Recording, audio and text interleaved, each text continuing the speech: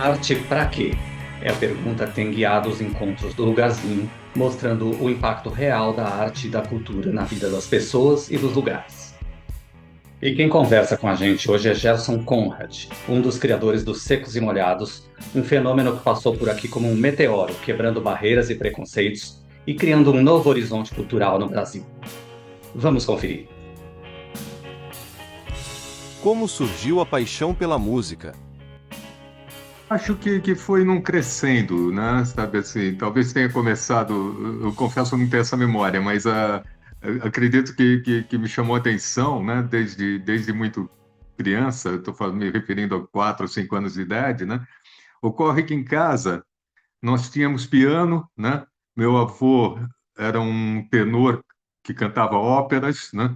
Minha tia uma concertista que tocava muito bem piano, e eu cresci dentro desse ambiente, né, dentro de casa, né, sabe assim, com uma espécie de saraus aos fins de semana que eles promoviam, e ali eu fui me habituando a ouvir música, né, claro que era o tipo de música que meu avô cantava, que eram, né, óperas italianas, principalmente, e aí ocorre o seguinte, que o piano, né, era um instrumento proibido para nós, né, eu, meus primos, que éramos ainda muito novinhos, né? E só a partir dos 7 anos é que permitiram que a gente chegasse perto, né, do instrumento. Talvez porque criança não, né, fosse martelar as teclas e desafinar um instrumento, e você imagina, se hoje já é complicado você chamar um bom afinador de piano, naquela época devia ser pior ainda, né? E aí o que acontece é que eu comecei a estudar piano com essa minha tia, irmã da minha mãe, né? Nadia Zácara era o nome dela. Mas santo de casa não faz milagre, né? E aí, depois de uns 2, 3 anos, acho que eu devia estar próximo de 10 anos de idade, eu matei uma aula de piano e fui jogar futebol e fraturei meu braço direito, né? E culpei naturalmente o piano, né? Em vez de assumir a responsabilidade. Mas aí não teve dúvida, né? Minha mãe, no dia seguinte, depois que eu estava engessado, abriu na minha frente todos os instrumentos de uma orquestra e falou assim: bom, sem educação musical você não vai ficar, né? Então escolha um instrumento que você tenha algum tipo de predileção, né, que você gostaria. E era início dos anos 60, né? 62, basicamente. E os Beatles estavam despontando, né? E eu já vinha ouvindo guitarras elétricas, com a música italiana desde do final dos anos 50, 57 para frente e tal, né? Com aqueles, a guitarra já era muito presente, né? Os instrumentos elétricos, a música italiana na época. E aí eu peguei e falei para minha mãe, eu quero estudar violão, né? Não teve dúvida, né? Meu pai, muito sabiamente, conseguiu descobrir um discípulo de Segóvia que, por motivos políticos, estava radicado no Brasil e me colocou para tomar aula, sabe, com ele, né? Chamado Juan Mateu.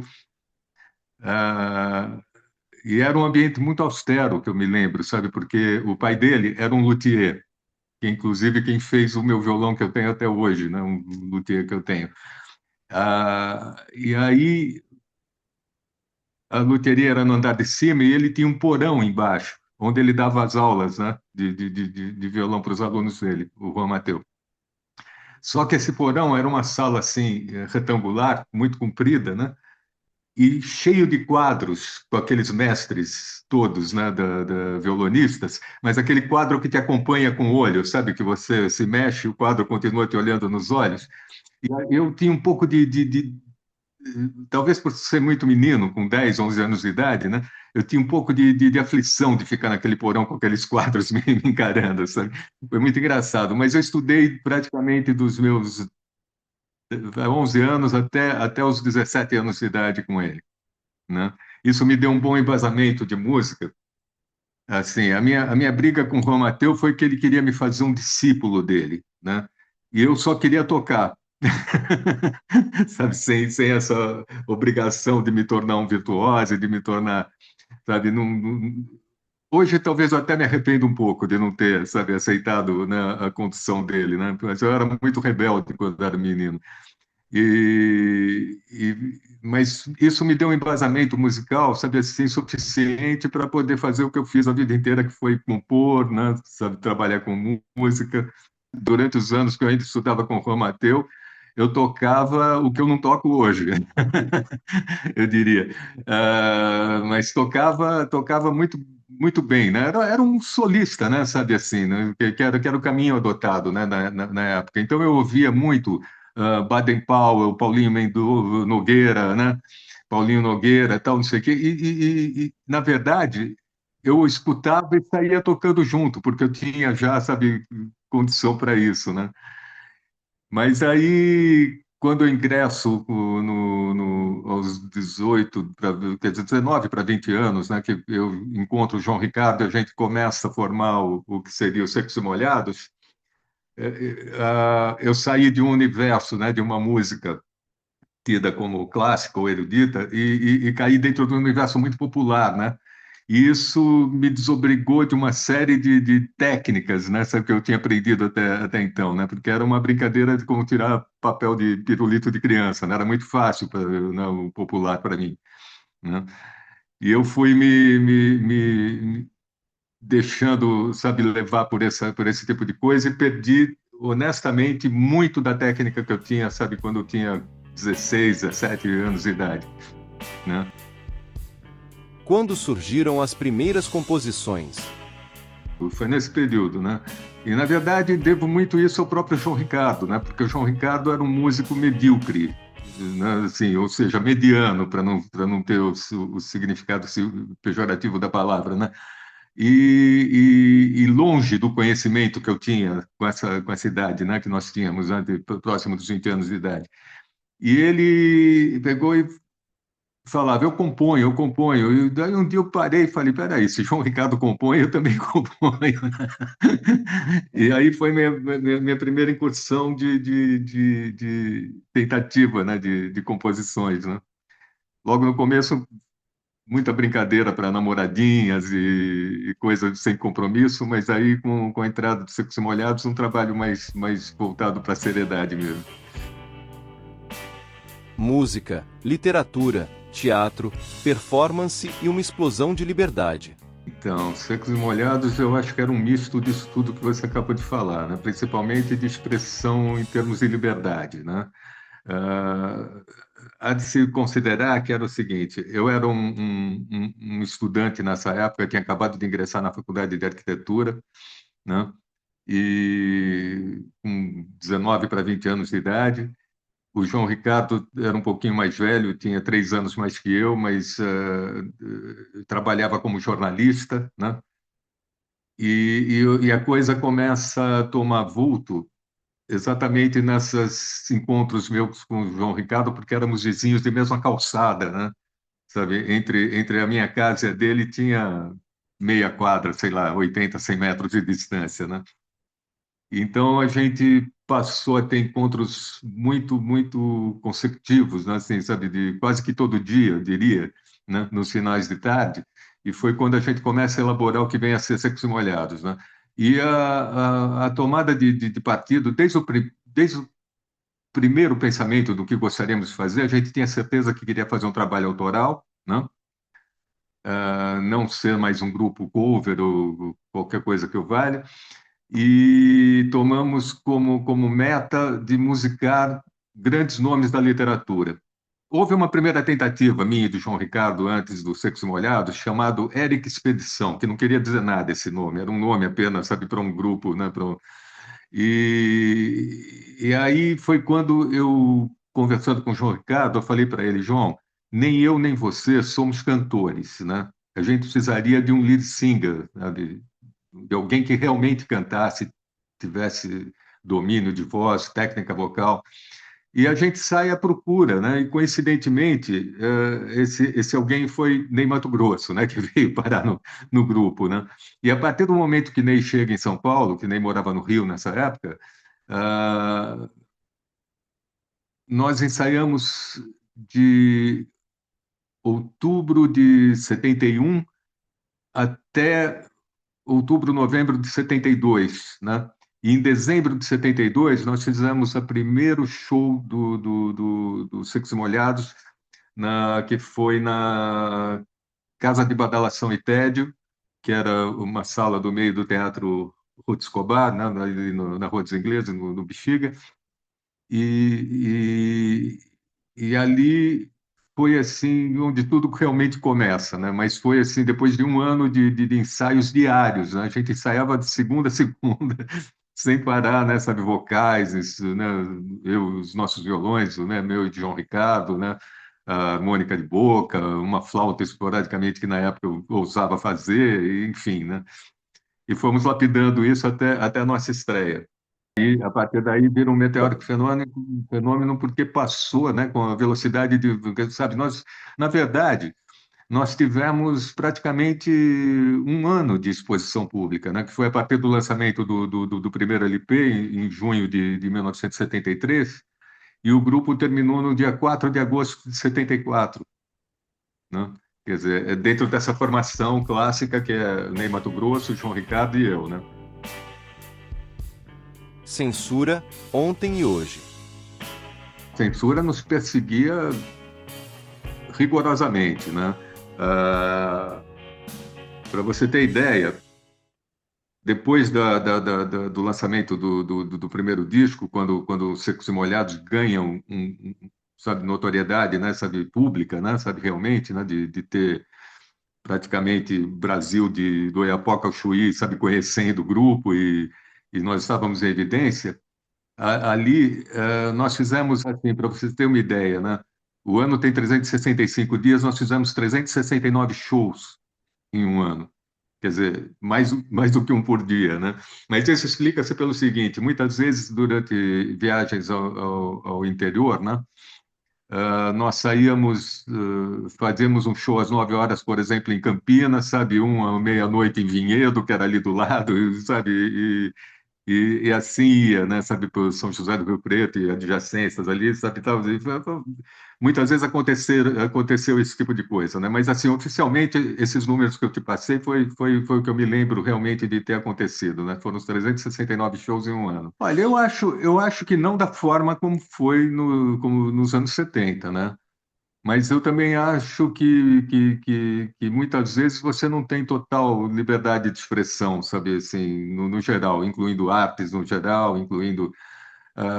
Claro que mudou, né, essa questão da censura, né? Falando em censura, que eu explicar que me fugiu. Para você ter uma ideia, a gente aprovava um show aqui em São Paulo, nós éramos obrigados a fazer uma apresentação exclusiva só para o censor, né, para poder aprovar. Aí você ia para Campinas, que estava a 80 quilômetros de São Paulo, e você tinha que fazer de novo para o sensor local, sabe? E assim era repetidamente. Agora, você imagina isso durante um ano, 369 vezes. Quer dizer, nós tocamos, né, duplamente, quer dizer, você dobra o número de apresentação, porque nós fazíamos o show na íntegra, né, para eles poderem aprovar, né?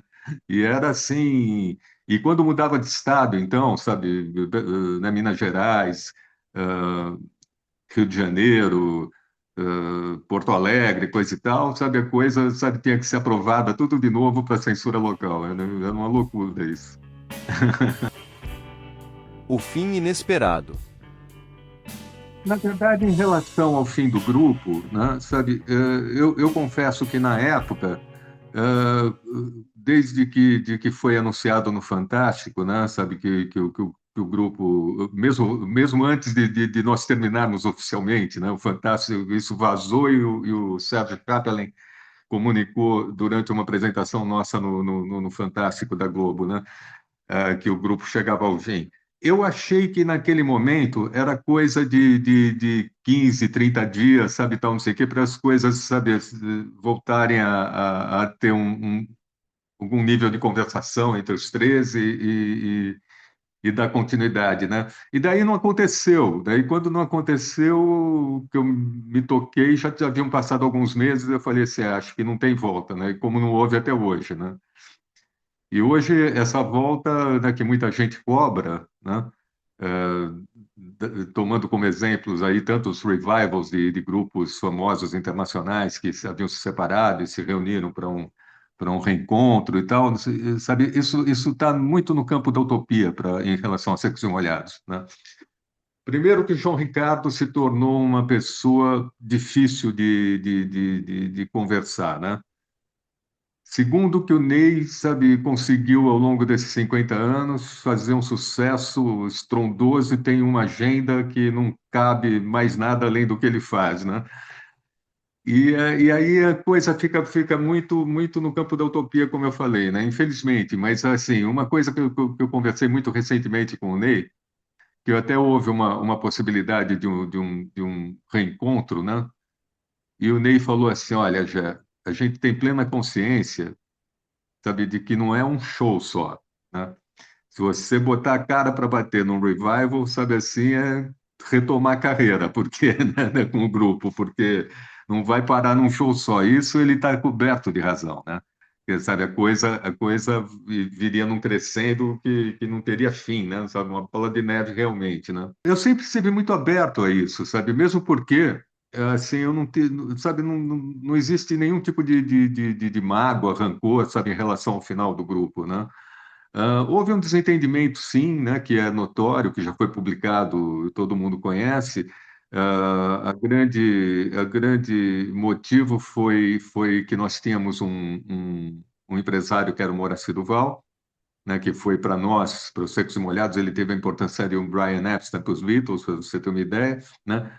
E, de repente, nós saímos para lançamento do disco na Cidade do México, e do México nós iríamos fazer Estados Unidos, dos Estados Unidos faríamos a Copa do Mundo de 74 na Alemanha, né? E ficaríamos 9 meses ausente do Brasil, fazendo uma turnê que terminaria na cidade de Hiroshima, né, no Japão.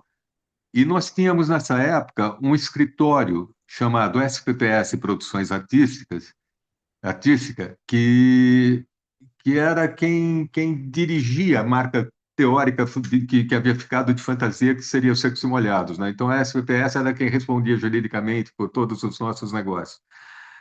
E esse escritório, nós tínhamos, na época, 17 funcionários devidamente inscritos pelas leis trabalhistas, tal, não sei o quê, e não podia deixar, sabe, simplesmente o escritório ao Deus dará durante 9 meses de ausência. E nós, então, saímos atrás de quem podia, sabe, dirigir, né, o escritório na nossa ausência. E a única pessoa disponível foi o pai do João Ricardo, que era um jornalista, crítico teatral, coisa e tal, mas que nunca tinha sentado atrás de uma mesa com esse tipo de responsabilidade, né?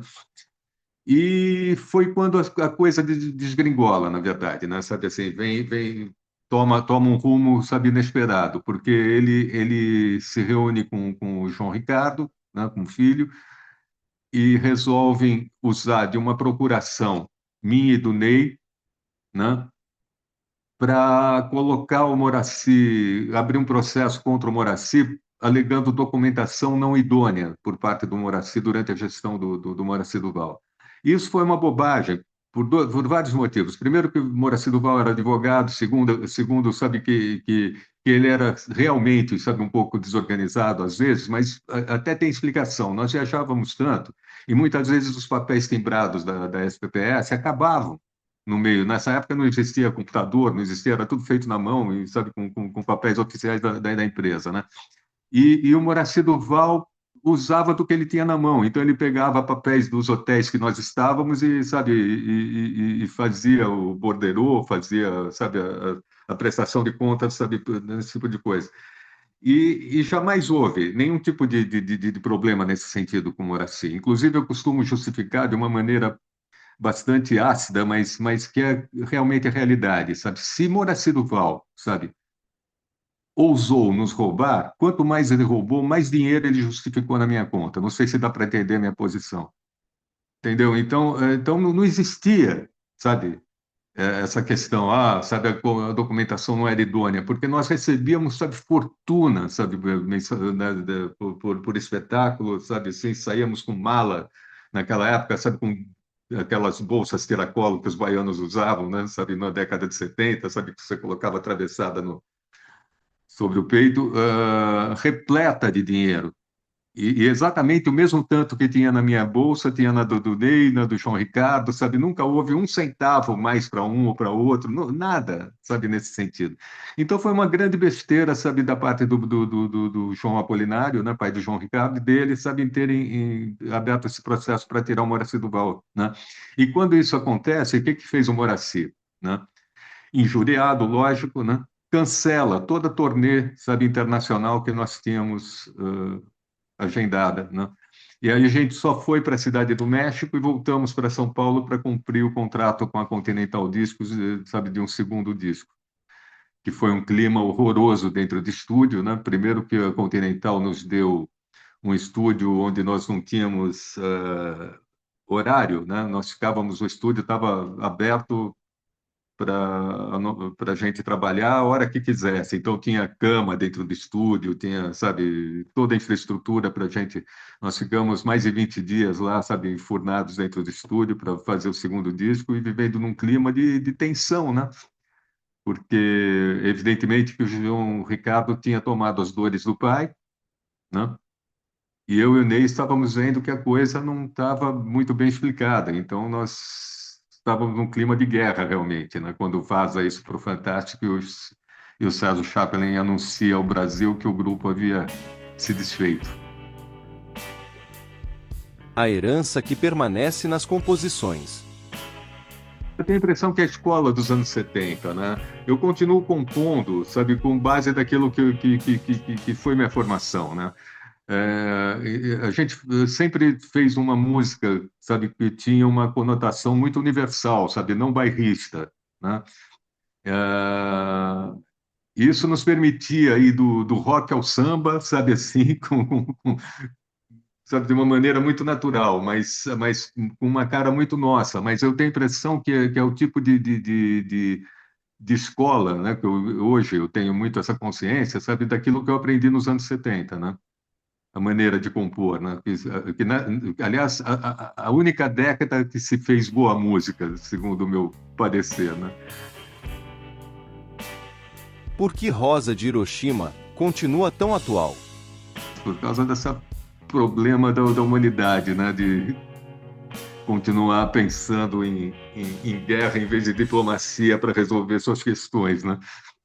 Eu acho que ela continua sendo um hino, né? De grito a essa questão, né, propriamente da guerra e da catástrofe, né, atômica, né, que foi um horror o que os americanos fizeram, sabe, no Japão, né, ainda que por experiência, né, mas lançar em Hiroshima a bomba e depois Nagasaki, pelo amor de Deus, né, sabe, coisa de maluco isso.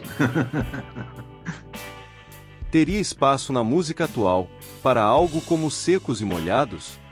Eu acho que sim. Eu honestamente acho que sim. Eu até falo para não ser assim tão contundente, né? Faz muitos anos por exemplo, eu costumava ouvir muita música, sabe, durante o tempo que eu estava dirigindo o meu carro, né? Nas rádios, eu sintonizava, sabe, quando estava em São Paulo, sintonizava as rádios mais interessantes que tocavam boa música e me inteirava do que estava acontecendo no mundo, né, por esse veículo, né? Na minha opinião, quando aparece o Axé Music no final dos anos 80, o Brasil teve uma perda muito grande de qualidade, né? Principalmente literária, né? Porque o Axé Music você só escutava aquilo que eu chamo que era apologia bundinha, né? Era bundinha para cá, bundinha para lá, enfim. Aí me recordo que nessa época, bem no auge do axé, eu dava uma entrevista para a antiga Rádio Eldorado, em São Paulo, e o repórter que estava, radialista que estava me entrevistando, falou assim: Você criticou o Axé Music, mas você, né, conseguiria fazer alguma coisa do nível? Eu falei: Cara, eu posso improvisar agora, sabe, de momento, e cantei para ele. Vinha descendo a ladeira e chutei uma tampinha, a tampinha foi descendo pela ladeira e a morena lá embaixo requebrava a cadeira e mexia a bundinha no embalo da tampinha e mexia a bundinha no embalo da tampinha. Era sucesso, né? Falei, pode usar, que deixo de presente, que ganhe muito dinheiro em cima, porque o dia que eu realmente, sabe, fizer isso, eu paro de me levar a sério como compositor, né?